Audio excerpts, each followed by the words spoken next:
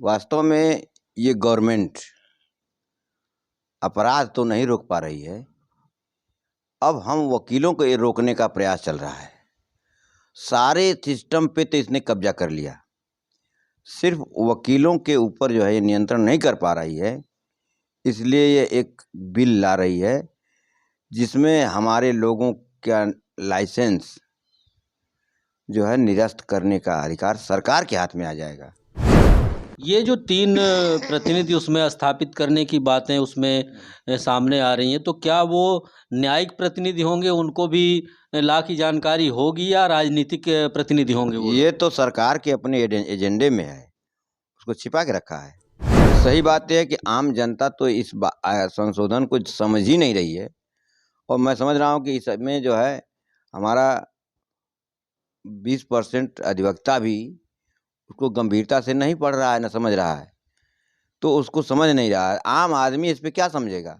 आम आदमी की लड़ाई तो अधिवक्ता लड़ता है और उसी को कंट्रोल किया जा रहा है। आपको अब देसी भाषा में बता दूं कि जैसे हमारा वो कहते हैं जो सांड है, उसको नथिया लगा करके उसको बैल बना के जोतना चाहते हैं। सही बात ये है, इनकी स्थिति ये है। गांव की मैं देसी भाषा में बता रहा हूँ कि हमारे सांड को ही बैल बनाना चाहते हैं।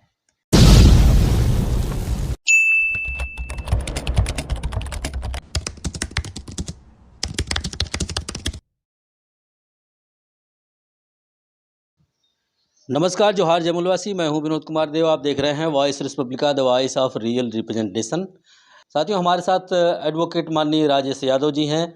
आप दीवानी न्यायालय आजमगढ़ में काफ़ी सीनियर एडवोकेट हैं, और आप देख रहे हैं कि चल रहा है पूरे देश में अधिवक्ता संशोधन बिल। ये जो बिल आया है, तो इस बिल के विरोध में काफ़ी हल्ला मचा हुआ है। अधिवक्ता लोग सड़कों पर हैं, और दिल्ली बार एसोसिएशन ने हड़ताल की घोषणा कर दिया है। उत्तर प्रदेश में भी धरना प्रदर्शन का ऐलान कर दिया गया है। तो आइए हम जानते हैं कि ये बार एसोसिएशन में ये क्या चल रहा है, और अधिवक्ता संशोधन बिल पर आप लोग का विरोध क्यों है। सर, स्वागत है आपका हमारे चैनल पे। धन्यवाद। क्या मामला है सर ये अधिवक्ता संशोधन बिल का? वास्तव में ये गवर्नमेंट अपराध तो नहीं रोक पा रही है। अब हम वकीलों को ये रोकने का प्रयास चल रहा है। सारे सिस्टम पे तो इसने कब्जा कर लिया। सिर्फ वकीलों के ऊपर जो है ये नियंत्रण नहीं कर पा रही है, इसलिए ये एक बिल ला रही है जिसमें हमारे लोगों का लाइसेंस जो है निरस्त करने का अधिकार सरकार के हाथ में आ जाएगा। जबकि हमारी बार काउंसिल संविधान के तहत एक ऑटोनॉमस बॉडी है। यह किसी के नियंत्रण में नहीं है, स्वनियंत्रित होगी, और इस पे सरकार का नियंत्रण नहीं हो पा रहा है। इसी नियंत्रण को लाने के लिए यह जो है बिल लाया जा रहा है। अधिवक्ता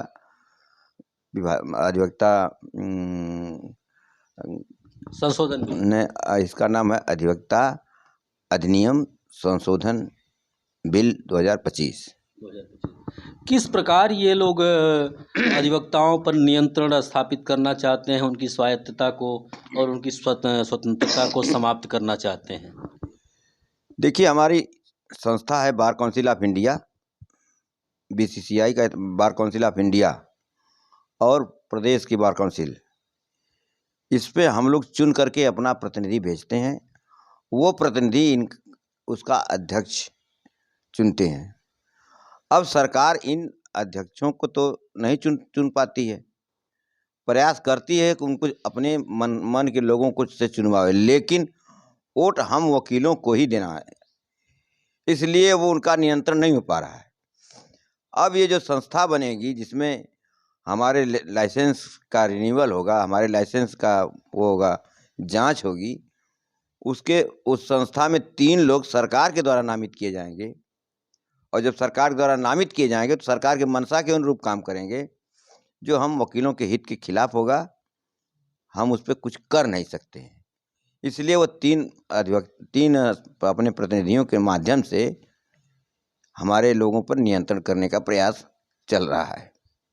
ये जो 3 प्रतिनिधि उसमें स्थापित करने की बातें उसमें सामने आ रही हैं, तो क्या वो न्यायिक प्रतिनिधि होंगे, उनको भी लॉ की जानकारी होगी, या राजनीतिक प्रतिनिधि होंगे वो ये लोग? तो सरकार के अपने एजेंडे में है, उसको छिपा के रखा है। कहते कि नहीं, हम उसको भी चुनने का अधिकार, हम मतलब वो भी इलेक्टेड होगा, तो समझ लेते, हमारी समझ बात आती है, लेकिन वो किसको नियुक्त करेंगे?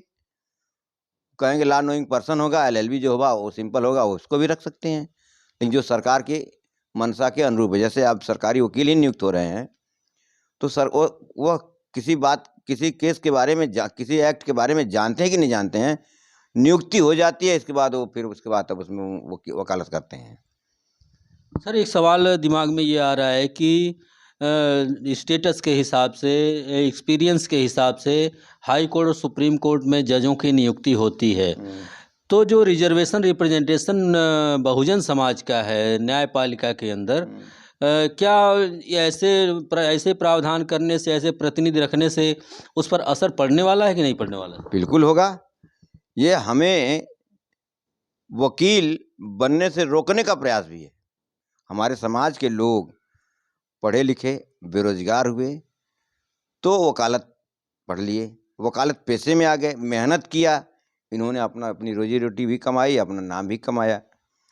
अब इन लोगों के लिए चैलेंज हो गया है, दिक्कत हो गई है डिस्ट्रिक्ट बार में और हाई कोर्ट बार में, कि अब हमारे लोग प्रतिनिधि बनने लगे हैं, अध्यक्ष बनने लगे, हमारे लोगों की संख्या ज़्यादा हो गई, तो कैसे इस पे कंट्रोल किया जाए, ये परीक्षा और ये हम लोग के लाइसेंस रद्द करने का जो अधिकार होगा इनको होगा। तो हमारी गलतियां बना के रद्द कर दी जाएंगी, लेकिन उनकी गलतियां माफ़ कर दी जाएंगी। ये हम लोगों के ऊपर बहुजन मूल निवासी समाज को जो है कम करने की योजना है। सर, एक बात प्रकाश में ये आ रही है कि उसमें विदेशी कानूनी फर्मों का भी भारत की न्यायपालिका में हस्तक्षेप होने वाला है। ये संविधान से बिल्कुल बाहर की चीज़ है। विदेशी फर्म वो तो सही है, वो कारपोरेट हैं, पैसे वाले लोग हैं, यहाँ के आके वकीलों की जो है वो हवा में उड़ा देंगे। यदि उन्होंने छूट दिया तो फिर हमारे यहाँ देश के वकील और ख़ासतौर से मूल निवासी बहुजन समाज के वकील इसमें जो है टिक नहीं पाएंगे। नहीं, उसके बारे में कहना यह है कि जब ऐसे विदेशी एडवोकेट्स लोग इसमें हस्तक्षेप करेंगे तो प्रतिस्पर्धा बढ़ेगी और उससे क्वालिटी में सुधार होगा। हाँ, प्रतिस्पर्धा तो उन्होंने उद्योगों में दिखाया था, और जिस प्रकार छोटे उद्योग खत्म होकर के कारपोरेट के पेट में समा गए, उसी तरह से ये भी हमारे जो छोटे वर्ग का वकील है वो भी उनके गुलाम बन के चले जाएंगे। ये स्थिति होगी, उनकी अपनी निजी स्टैंडिंग नहीं कोई होगी।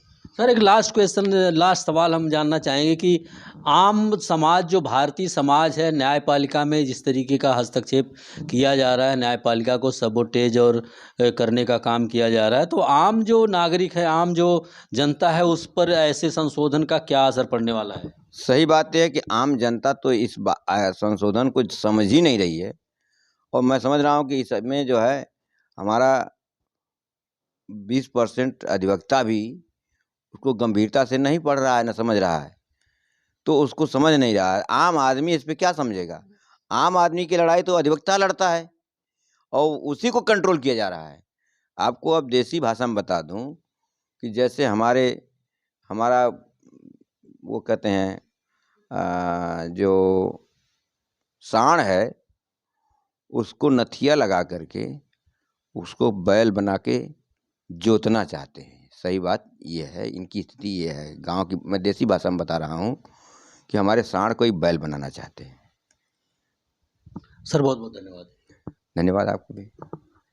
साथियों, जो हमारा इंटेलेक्चुअल वर्ग है, जो समाज को दिशा निर्देश देने वाला वर्ग है, जो एडवोकेट वर्ग है, उसको कोल्हू के बैल की तरह जोते जाने की प्रक्रिया निर्माण की जाने वाली है। इस वीडियो पर आपकी क्या राय है, कमेंट बॉक्स में ज़रूर बताइएगा। चैनल को लाइक, सब्सक्राइब करें और वीडियो को ज़्यादा से ज़्यादा लोगों तक अग्रसारित करने का काम करें। मिलते हैं अगली वीडियो में, तब तक के लिए नमस्कार, जोहार, जय मूलवासी।